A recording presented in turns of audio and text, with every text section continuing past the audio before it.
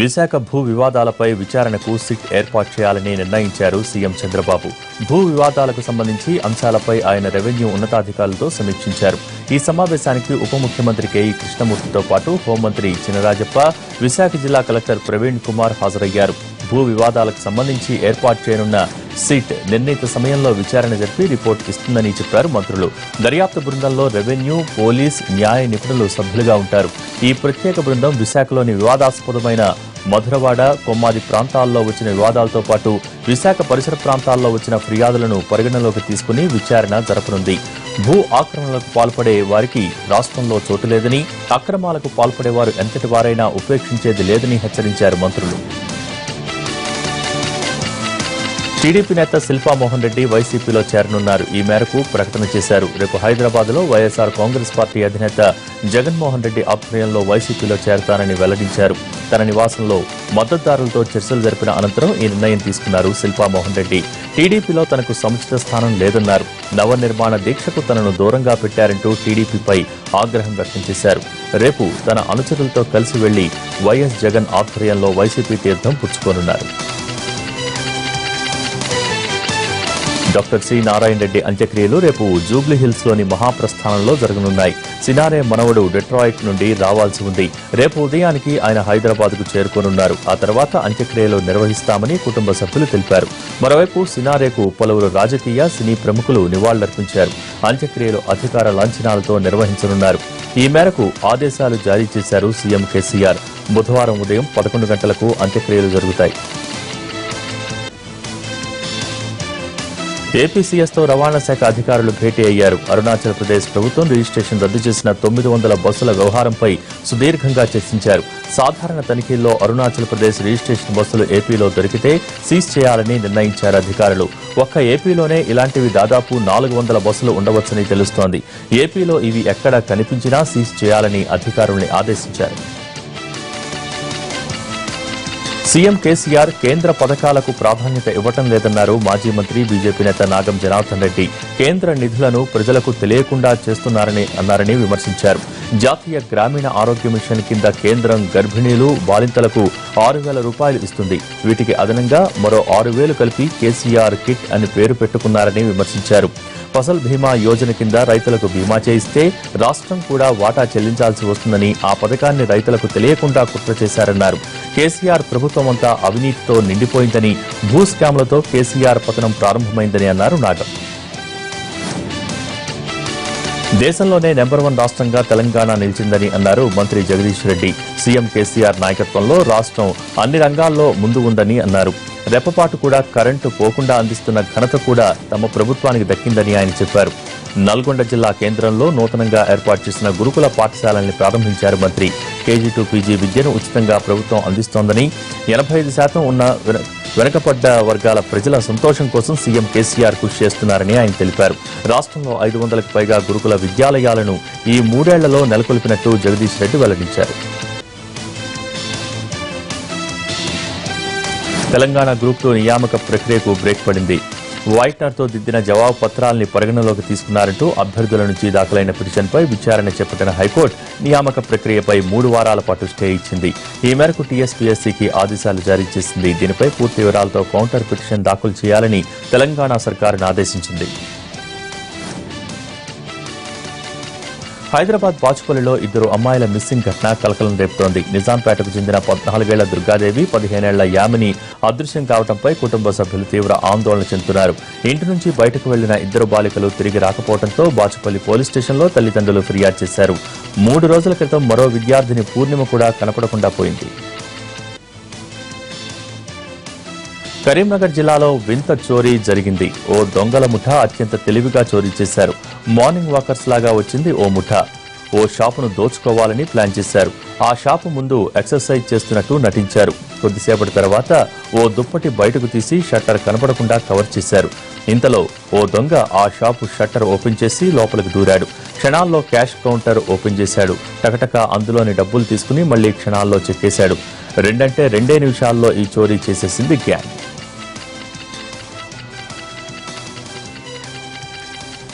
నోట్ల మార్పిడి వ్యవహారం అనంతపురంలో తీవ్ర కలకలం రేపింది. 2 సభ్యుల ముఠాను అరెస్ట్ చేశారు పోలీసులు. వీరి వద్ద నుంచి 4 లక్షల నకిలీ కరెన్సీ, 2 లక్షల ఒరిజినల్ కరెన్సీని స్వాధీనం చేసుకున్నారు. పట్టుబడ్డ ఇద్దరిలో ఒకరు ధర్మవరానికి చెందిన అశోక్ కాగా మరొకరు కుర్లవపల్లికి గ్రామానికి చెందిన బోయ వెంకటేష్. సగం ఒరిజినల్ డబ్బుకు డబుల్ నకిలీ కరెన్సీ ఇస్తామన్న ఒప్పందంతో వీరు మార్కెట్లో చెలామణి చేస్తున్నారు. అనంతపురంలో తపోవనం హైవేలో మోటార్ సైకిల్పై వెళ్తున్న వీరిని అనుమానించి అదుపులోకి తీసుకోవడంతో అసలు విషయం వెలుగు చూసింది.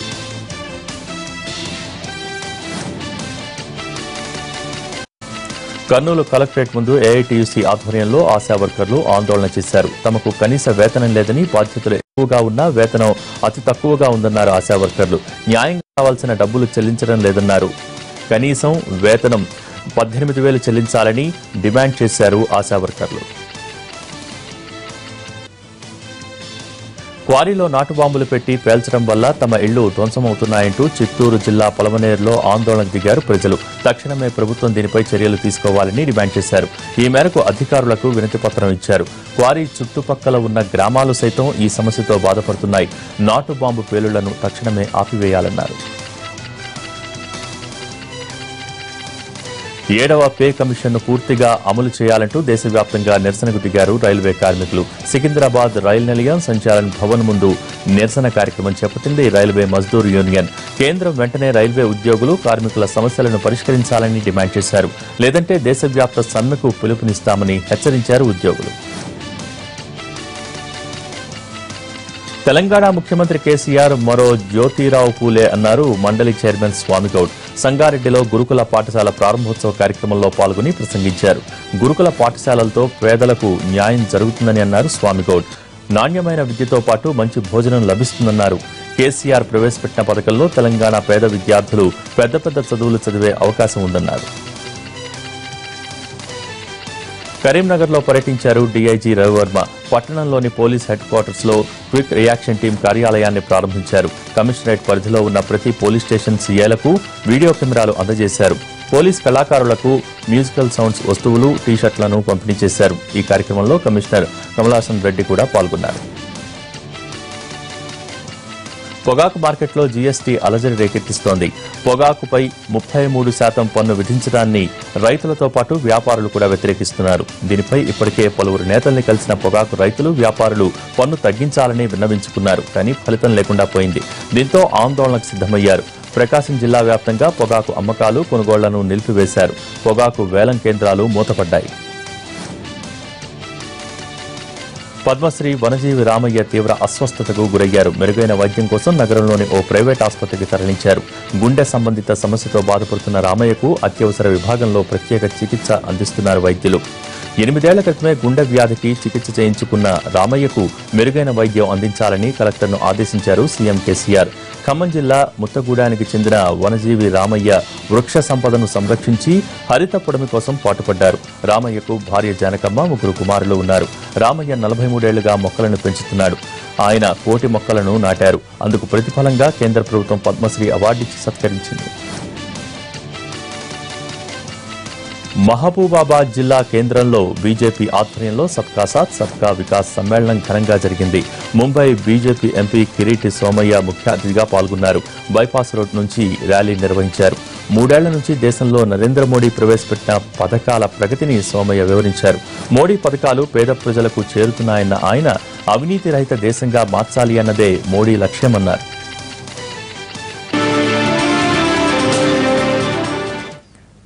Back to news. కన్నబిడ్డలో ఏదైనా లోపం ఉంటే కడుపులో పెట్టి దాచుకుంటారు తల్లిదండ్రులు. కానీ నష్టజాతకురాలని కన్న కూతురి జీవితాన్నే నాశనం చేశాడు ఓ తండ్రి. తూర్పుగోదావరి జిల్లా రామచంద్రాపురం మండలంలో జరిగింది ఈ ఘటన. మండపేట ఏఎస్ఐగా పనిచేస్తున్న రామాంజనేయులకు జాతకాల పిచ్చ ఎక్కువ. కూతురు పుడితే ఆమె కాలు వంకర, కన్ను వంకర అని సాకులు పెట్టే తండ్రులు ఉంటారు. కానీ ఈ పోలీస్ అధికారి మాత్రం కూతురు నష్టజాతకురాలని ముద్ర వేశాడు. ఆ పేరుతో పసిగుడ్డును అత్తమామల దగ్గర వదిలేశాడు. ఆ తండ్రి కర్కశత్వం ఇక్కడితో ఆగలేదు. 25 ఏళ్ల తర్వాత కూతురు పెళ్లి చేసుకున్నా కూడా కక్ష సాధింపులు చేస్తున్నాడు. వ్యసనాలకు అలవాటు పడ్డ 3 యువకులు డబ్బు కోసం దారి దోపిడీల బాట పట్టారు. సికింద్రాబాద్లోని ఆలుగడ్డబాగ్ వద్ద వాహనదారులను బెదిరించి దోపిడీ చేస్తున్నారు. వీరిపై నిఘా పెట్టిన పోలీసులు శశికాంత్ కుమార్, కిరణ్ చౌదరి అనే 3 యువకుల్ని అరెస్ట్ చేశారు. ఈ ముఠా ఇప్పటికే అనేక దోపిడీ చేసినట్టు దర్యాప్తులో తేలింది. దీంతో ఈ ప్రాంతంపై మరింత నిఘా పెంచుతున్నట్టు తెలిపారు పోలీసులు.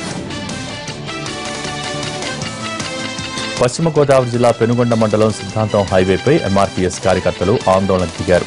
మందకృష్ణమాదిగ అరెస్టుకు నిరసనగా వీరంతా రోడ్డెక్కారు. తక్షణమే మందకృష్ణను విడుదల చేయాలని డిమాండ్ చేశారు. వీరి ఆందోళనతో ట్రాఫిక్కి తీవ్ర అంతరాయం ఏర్పడింది. నల్గొండ జిల్లాలో విషవాయువులు వదులుతున్న పరిశ్రమలను మూసివేయాలంటూ బైక్ ర్యాలీ నిర్వహించారు పవన్ ఫ్యాన్స్. చౌటుప్పల్ నుంచి భువనగిరి వరకు ఈ బైక్ ర్యాలీ సాగింది.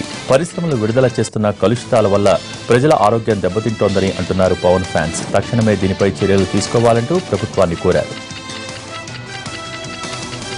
కడప జిల్లాలో ఓ వ్యక్తిపై హత్యాయత్నం జరిగింది. మునేష్ పై గొడ్డలతో దాడి చేశాడు గోపాల్ అనే మరో వ్యక్తి. ఈ ఘటన ప్రొద్దుటూరు మండలం రామాపురంలో జరిగింది. గోపాల్ భార్య ఇంటి నుంచి వెళ్లిపోయింది. దీనికి మునేషే కారణమంటూ ఆగ్రహించిన గోపాల్ అతనిపై దాడి చేశాడు. తీవ్రంగా గాయపడ్డ మునేష్ ను ఆసుపత్రికి తరలించారు. తెలుగు రాష్ట్రాల్లోని పలు ప్రాంతాల్లో భారీ వర్షాలు కురిసే అవకాశం ఉందని హైదరాబాద్ వాతావరణ కేంద్రం తెలిపింది. 2-3 రోజుల వరకు ఉత్తర తెలంగాణలో పలు చోట్ల భారీ వర్షాలు కురిసే అవకాశం ఉందని హెచ్చరించింది. తెలంగాణ, ఏపీలో తేలికపాటి నుంచి ఓ మోస్తరు వర్షాలు కురుస్తాయని పేర్కొంది. కోస్తాంధ్రలోని కొన్ని ప్రాంతాలకు విస్తరించిన నైరుతి రుతుపవనాలు తెలంగాణలోకి పూర్తిగా ప్రవేశించాయని, మరోవైపు బంగాళాఖాతంలో ఏర్పడ్డ అల్పపీడనం వాయుగుండంగా మారిందని చెప్పారు. వీటి ప్రభావంతోనే వర్షాలు కురుస్తాయని వివరించింది. ఇప్పటికే పలు చోట్ల వర్షాలు కురుస్తున్నాయి. రాజన్న సిరిసిల్ల జిల్లాలో భారీ వర్షం కురిసింది. సిరిసిల్ల పట్టణంతో పాటు వేములవాడలో భారీ వర్షం పడటంతో రాజన్న దర్శనం కోసం వచ్చిన భక్తులు తీవ్ర ఇబ్బందులు పడ్డారు. భారీ వర్షంతో ఆలయం ముందు నీరు నిలిచిపోయింది. వర్షపు నీరు ఆలయ పరిసరాల్లో దుకాణాల్లోకి చేరింది. వేములవాడలోని ప్రధాన వీధులైన శివసాయి నగర్, భగవంతరావు నగర్, సాయి నగర్, భవానీ నగర్ ప్రాంతాలు నీట మునిగిపోయాయి. మద్యం మత్తులో ఓ యువకుడు పెద్దపల్లి ప్రభుత్వ ఆసుపత్రిలో వీరంగం సృష్టించాడు. అడ్డు వచ్చిన కానిస్టేబుల్ ను చితకబాదాడు. పాలకుర్తి మండలానికి చెందిన నూకల వరప్రసాద్ మేనకోడలు ప్రసూతి కోసం పెద్దపల్లి ప్రభుత్వ ఆసుపత్రిలో చేరింది. అయితే ఆమెను చూడటానికి వచ్చిన వరప్రసాద్ మద్యం మత్తులో ఆసుపత్రి సిబ్బందిపై దాడికి తెగబడ్డాడు. సిబ్బంది పోలీసులకు ఫిర్యాదు చేయడంతో కానిస్టేబుల్ సురేందర్ అక్కడికి వచ్చాడు. అయితే సురేందర్ పైన వరప్రసాద్ చేయి చేసుకున్నాడు. దీంతో అతన్ని పోలీస్ స్టేషన్కు తరలించారు. ఎంతిస్తావంటే ఎంత కావాలో చెప్పు, ఇది తమిళనాడు అన్నాడీఎంకే ఎమ్మెల్యేల బేరసారాలు. పళనిస్వామి విశ్వాస పరీక్ష సందర్భంగా సంతలో పశువుల కంటే హీనంగా ఎమ్మెల్యేలతో బేరసారాలు పెట్టాయి అన్నాడీఎంకేలో 2 వర్గాలు. ఇదే అదనుగా ఎమ్మెల్యేలు కూడా తమ రేటుని భారీగా పెంచేశారు. 2 కోట్ల నుంచి 6 కోట్ల దాకా అడిగారు. ఒకరిద్దరైతే మాకు బాగా పలుకుబడి ఉంది, 10 కోట్లు ఇవ్వండి అని డిమాండ్ చేశారు. తని అరసు, కుర్నాస్, తమీమున్ అన్సారీకి ఒక్కొక్కరికి 10 కోట్ల రూపాయలు ఇచ్చింది శశికళ వర్గం. ఓటు వేస్తే చాలు కోట్ల రూపాయలతో కోరుకున్న పదవులు, బంగారం ఇస్తామంటూ ఆశ చూపాయి 2 వర్గాలు. మూన్ టీవీ, టైమ్స్ నౌ సంయుక్తంగా చేసిన స్టింగ్ ఆపరేషన్లో ఈ షాకింగ్ నిజాలు బయటపడ్డాయి. విశ్వాస పరీక్ష ముగిసిన తర్వాత 2 ఎమ్మెల్యేలు మూన్ టీవీ ప్రతినిధులతో ఈ విషయాలు చెప్పారు. అధికారం దక్కించుకునేందుకు తమిళనాడులో జరిగిన రాజకీయ నాటకం అంతా ఇంతా కాదు. జయం మరణం తర్వాత రాజకీయమంతా రిసార్ట్ల చుట్టూ తిరిగింది. కొవ్వత్తూరు రిసార్ట్ దగ్గరైతే రోజుకో ట్విస్ట్. ఎమ్మెల్యేల్ని కాపాడుకోవటానికి శశికళ వర్గం రిసార్ట్లో అన్ని సదుపాయాలు ఏర్పాటు చేసింది. ఎమ్మెల్యేలు రిసార్ట్లో ఎంజాయ్ చేస్తున్న వీడియోలు బయటకు రావడంతో అసలు విషయం బయటపడింది. రిసార్ట్లో ఎమ్మెల్యేల ఖర్చే 400 కోట్ల రూపాయలు దాటిందని అప్పట్లో విస్తృతంగా ప్రచారం జరిగింది. ఇప్పుడు స్టింగ్ ఆపరేషన్ బయటపడటంతో ఆ ప్రచారానికి బలం చేకూరింది. మరోవైపు శశికళకు షాక్ ఇచ్చింది ఎగ్మోర్ న్యాయస్థానం. విదేశీ మార్గద్రవ్యం కేసులో వీడియో కాన్ఫరెన్స్ ద్వారా చేయనున్న విచారణలో అడగబోయే ప్రశ్నల వివరాలను ముందుగా ఇవ్వాలని శశికళ కోరగా ఈ అభ్యర్థనను ఎగ్మోర్ న్యాయస్థానం తిరస్కరించింది. నిజానికి శశికళ కోర్టుకు స్వయంగా హాజరు కావాల్సి ఉంది. కానీ ఆమె జైలు శిక్ష కారణంగా అది కుదరకపోవడంతో వీడియో కాన్ఫరెన్స్ ద్వారా విచారణ చేస్తున్నారు. విచారణ న్యాయస్థానం నిందితుల మధ్య మాత్రమే జరగనున్న విషయాన్ని పరిగణించి శశికళ పిటిషన్ను తిరస్కరించాలని ఈడీ న్యాయస్థానానికి విజ్ఞప్తి చేసింది. రేషన్ షాపుల ద్వారా కిలో ఉల్లిపాయలు 2 రూపాయలకు సరఫరా చేయనుంది మధ్యప్రదేశ్ సర్కార్. ఈ మేరకు సీఎం శివరాజ్ సింగ్ చౌహాన్ ఈ నిర్ణయం తీసుకున్నారు. జిల్లా కలెక్టర్లతో వీడియో సమావేశం నిర్వహించిన ఆయన దీన్ని అమలు చేయాలని అధికారుల్ని ఆదేశించారు. రైతుల నుంచి ఉల్లిపాయలు కిలో 8 రూపాయలకు కొనుగోలు చేసి వాటిని పేదలకు సబ్సిడీ కింద 2 రూపాయలకు పంపిణీ చేయాలని ఆదేశాలు జారీ చేశారు సీఎం శివరాజ్ సింగ్ చౌహాన్. రైతుల నుంచి ఉల్లిపాయలు కొనుగోలు చేసేందుకు అదనపు కేంద్రాలను ఏర్పాటు చేయాలని అధికారుల్ని ఆదేశించారు. పశువుల తరలింపుపై కేంద్రం ఆంక్షలు విధించినప్పటికీ అక్రమంగా గోవులను తరలిస్తూనే ఉన్నారు. రాజస్థాన్లోని బార్మర్ జిల్లాలో గోవులను అక్రమంగా తరలిస్తున్న వారిని పట్టుకున్నారు గో సంరక్షకులు. ఆవులన్నింటినీ వారు కబేళాలకు తరలిస్తున్నారని తెలుసుకున్న గో సంరక్షకులు వీటిని తీసుకువెళ్తున్న వాహనాన్ని ధ్వంసం చేశారు. గోవులను తరలిస్తున్న వ్యక్తులను చావువాదారు. ఆవులను విడిపించి వాటిని తరలించారు.